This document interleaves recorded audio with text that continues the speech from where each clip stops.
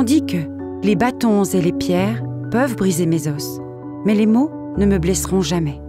Tu t'es déjà demandé pourquoi cet anniversaire oublié te fait encore mal, même s'il y a eu lieu il y a plusieurs années, ou pourquoi tu restes encore éveillé la nuit en te demandant pourquoi quelqu'un t'a poignardé dans le dos au lycée. Ce sont des blessures émotionnelles qui n'ont pas guéri. Contrairement aux blessures physiques, elles ne sont pas visibles et nous n'avons pas de pansement simple et infaillible pour y remédier. La bonne nouvelle, c'est que pour guérir ces blessures, il faut recourir à quelques tactiques différentes auxquelles nous n'avions peut-être pas pensé auparavant. Voyons donc, comment reconnaître que tu as besoin de cette trousse de premier secours émotionnel et comment l'utiliser. Numéro 1. Être en vie, mais ne pas vivre. Bien sûr, être en vie peut être décrit cliniquement en termes froids. Ton cœur bat, tu es capable de te rappeler ton nom, tu peux effectuer des tâches, tu manges et tu dors la nuit. Mais vivre est différent. C'est lorsque tu suis une passion, que tu fais des choses amusantes et que tu fais tout ce qui est en dehors du strict nécessaire. Peut-être as-tu perdu un être cher et depuis, tu ne mérites pas le bonheur? Alors, tu te coupes de toutes ces choses et avant que tu ne le saches, tu commences à vivre en mode survie. Tu es en vie, mais pas vraiment. Prends du recul et regarde la situation. Comprends que tu as le droit de faire ton deuil, d'être en colère, d'être blessé. Le fait d'entrer en contact avec d'autres personnes peut t'aider à comprendre que ce n'est pas en vivant ta vie que ces choses se produisent. En fait, tu pourrais constater que le fait de ne pas vivre ta vie fait du mal à ceux qui t'entourent et qui sont encore là pour toi et se soucient de toi. Numéro 2. Être disproportionnellement en colère ou triste ou émotif. Les blessures émotionnelles sont des blessures. Quand les blessures sont encore tendres et à vif, une bouffée d'air frais peut ressembler à du feu. Tu te connais, tu sais ce qui t'énerve normalement.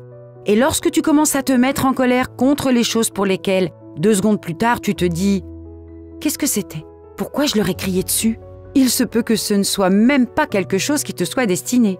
Tu pourrais être en train de regarder des couleurs de peinture au hasard et soudain, tu sanglotes. Tu ne perds pas la tête. Ce sont des émotions qui essaient de communiquer avec toi en te disant que tu as des choses à traiter pour que tu puisses guérir. Cela signifie probablement qu'il y a quelque chose qui n'a pas été entièrement reconnu et traité. Cela peut être perçu comme embarrassant ou tu pensais en avoir fini avec ça. Mais si tu as encore des émotions partout, il est peut-être temps d'y regarder à 2 fois et de reconnaître ces émotions. Numéro 3. Tu ne peux pas t'empêcher de revivre la situation encore et encore. Admettre la situation et en parler, c'est bien. Tu dois admettre qu'elle est là pour qu'elle soit guérie. Mais si tu continues à en parler sans direction ni but et de manière répétée, elle est passée d'utile à nuisible. Alors, lorsque tu parles d'une situation ou que tu l'évalues, demande-toi toujours « Qu'est-ce que cela m'apporte d'en parler ? Y a-t-il quelque chose que je ne comprends toujours pas et qui m'aidera à passer à l'étape suivante ?» Et demande-toi honnêtement si tu ne répètes pas les choses parce que tu nies ce que tu sais déjà en espérant obtenir une réponse différente. Il ne s'agit pas de refermer une blessure, mais de la rouvrir et de défaire tout le travail que tu as accompli auparavant. Numéro 4. La croissance personnelle freinée par la peur. Vivre ou expérimenter la vie, c'est en partie continuer à grandir, à apprendre et à tendre la main. Le fait d'être entendu émotionnellement peut te rendre hyper conscient d'autres opportunités émotionnelles intenses.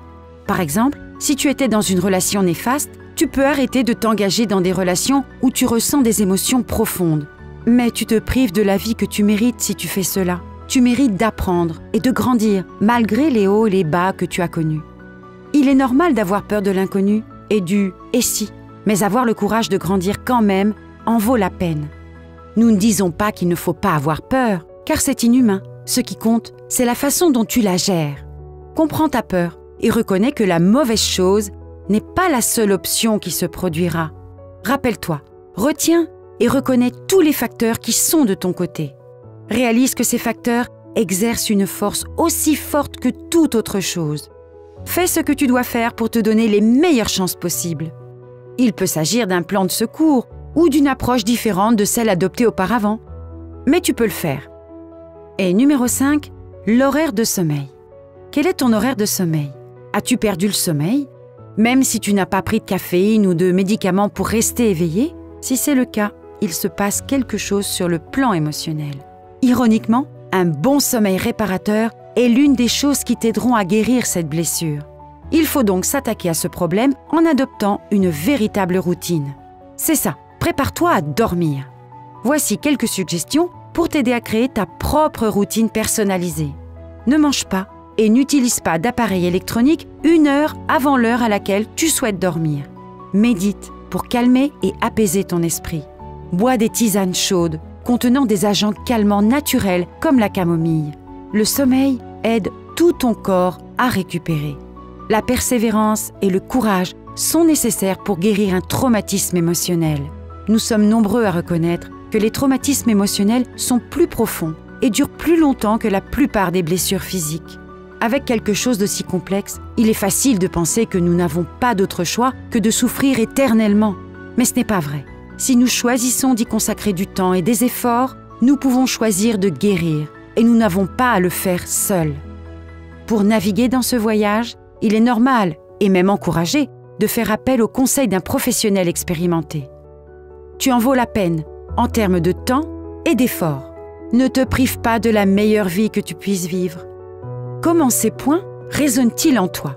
N'hésite pas à commenter et à discuter des méthodes que tu as essayées ou des choses qui te laissent perplexe. Et comme toujours, merci de nous avoir regardés.